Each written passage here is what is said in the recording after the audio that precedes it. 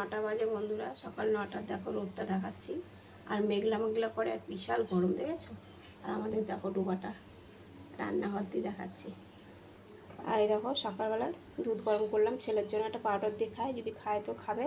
গরম করে রাখি। ডিম সিদ্ধ করলাম আমাদের জন্য, কদিন ধরে নিরামিষ খাচ্ছি। সকালবেলা ডিম সিদ্ধ। দেখো সকাল 9টার সময় আমি চা নিই রোজই। আমার সকালবেলা খাওয়া হয় না, দেরি করে রাত্রে ঘুমাই। ছেলে দোকান থেকে দেরি করে আসে, আর এই পাখিটাকে ধোয়াতে হতে আমার দেরি হয়ে যায়। তোমাদের তো অনেক টিফিন হয়ে গেছে, তা আমাকে সবাই বলে লিকার চা খেতে, তা আমি খাই না, দুধ চাই নি।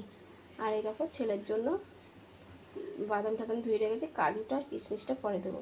তা বন্ধুরা, আবার পুজোর জন্য আবার রেডি হতে হবে, পুজোর জামা কাপড় কেনাকাটির জন্য। পুজো তো চলে আসলো, একদম ঠিক বললাম তো বন্ধুরা?